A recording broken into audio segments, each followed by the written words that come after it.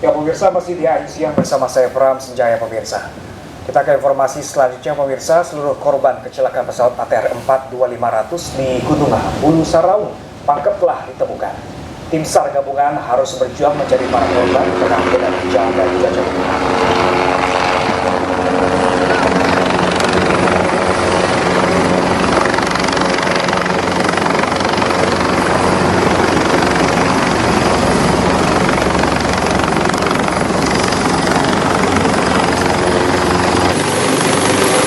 Ya pemirsa,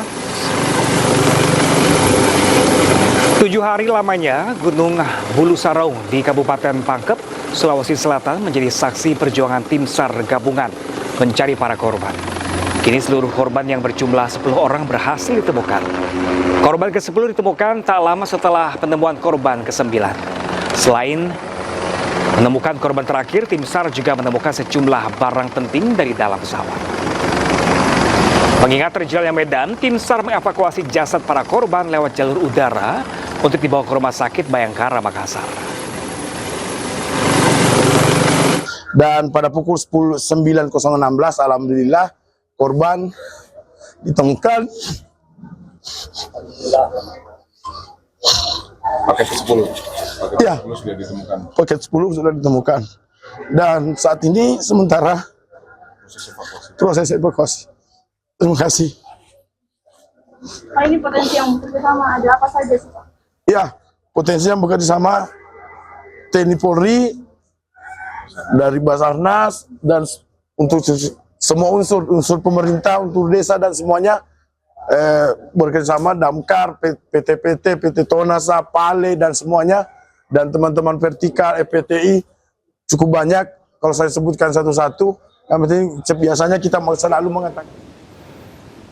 Sebelumnya pemirsa, tim SAR menemukan satu jenazah korban yang diduga pramugari. Jenazah ditemukan tersangkut di semak-semak di samping air terjun di Gunung Bulu Saraung.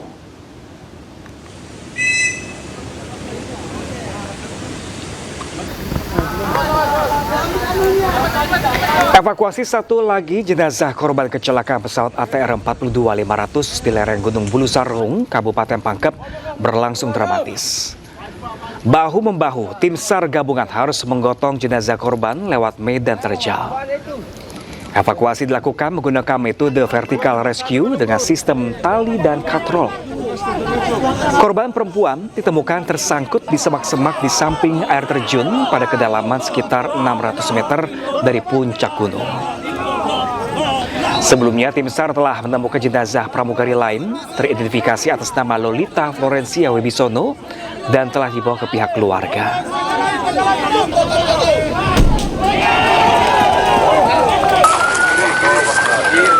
Selain itu, tim SAR juga menemukan satu jenazah di bawah bagian ekor pesawat.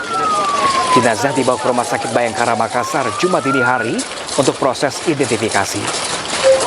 Direktur Operasi Basarnas Laksamana Pertama TNI Yudi Bramantio menyebut jenazah ini merupakan korban keempat yang berhasil dievakuasi. Korban ditemukan di dalam jurang sedalam sekitar 200 meter.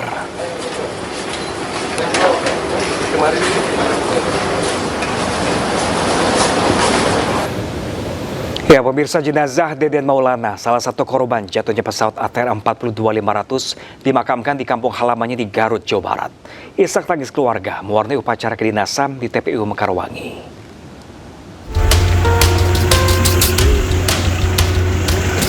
Jenazah Deden Maulana, pegawai Kementerian Perikanan dan Kelautan yang menjadi salah satu korban jatuhnya pesawat ATR 42500 di kampung halamannya di Desa Pasanggerahan, Sukawening, Garut sekitar pukul 15.00 waktu Indonesia Barat.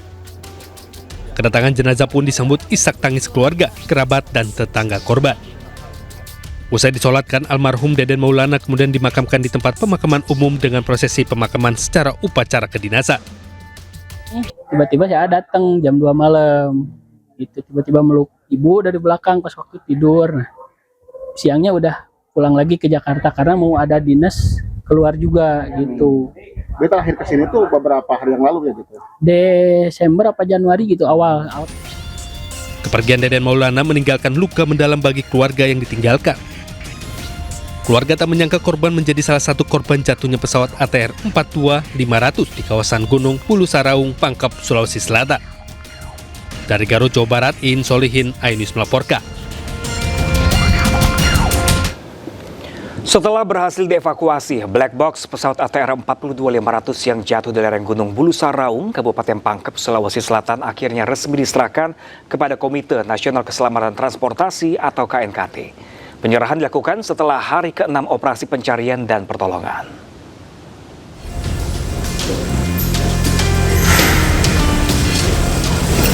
Setelah berhasil dievakuasi dari lereng Gunung Bulu Saraung, Kabupaten Pangkep, Sulawesi Selatan, black box pesawat ATR 42500 resmi diserahkan oleh Basarnas kepada Komite Nasional Keselamatan Transportasi atau KNKT.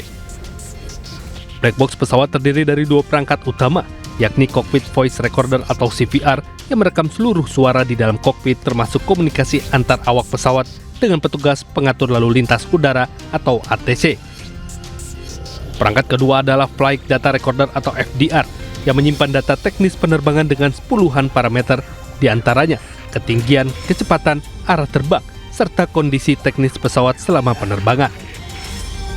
Benar bahwa yang di hadapan kita ini adalah black box. Dengan penemuan black box ini, mudah-mudahan dari teman-teman yang dipimpin oleh Kepala KNKT bisa bekerja lebih cepat untuk melakukan assessment, evaluasi terhadap kejadian kecelakaan. Setelah serah terima seluruh proses penyelidikan dan investigasi kecelakaan pesawat ATR 42500 sepenuhnya menjadi kewenangan KNKT. Jadi black box ini ada 2 jenis. Satu, cockpit voice recorder berisi rekaman suara, yaitu ada di dalamnya ada 4 channel. Channel pertama adalah komunikasi antara pesawat dengan menara pengawas atau ATC. Channel kedua adalah komunikasi antara pilot. Channel ketiga adalah komunikasi dari kokpit ke cabin. Channel keempat adalah voice, suara yang ada di dalam kokpit itu akan terdengar. Dan usai serah terima black box akan dibawa ke Jakarta, Kepala KNKT menyebut proses analisis data memerlukan waktu sekitar 5 hingga 10 hari. Hal ini dilakukan untuk memastikan keakuratan data dan kesimpulan hasil investigasi. Dari Makassar, Sulawesi Selatan, Wahyu Ruslan, iNews melaporkan.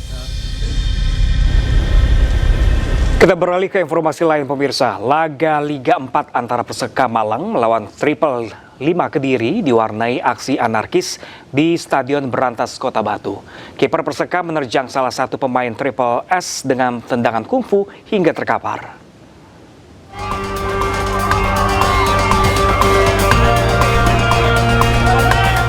Laga Liga 4 Jawa Timur antara Perseka Malang melawan Triple S Kediri diwarnai insiden kekerasan antara pemain. Kiper Persekam tiba-tiba keluar dari gawang dan menerjang salah satu pemain Triple S yang sedang mengejar bola. Saking kerasnya tendangan kungfu tersebut membuat kedua pemain terkapar. Wasit pun tanpa ragu memberikan kartu merah kepada kiper yang diwarnai aksi protes. Laga sendiri berakhir dengan kekalahan 1-2 Persekam atas Triple S Kediri. Namun aksi anarkis belum berakhir. Para pemain Persekam yang merasa tak puas mengejar dan mendorong wasit. Salah satu pemain bahkan sempat mukul wasit hingga harus dipisahkan rekan-rekannya. Belum ada keterangan resmi dari kedua tim dan panitia pelaksana terkait insiden ini. Namun aksi kekerasan tendangan kungfu dalam laga Liga 4 Indonesia seperti ini terjadi berulang kali.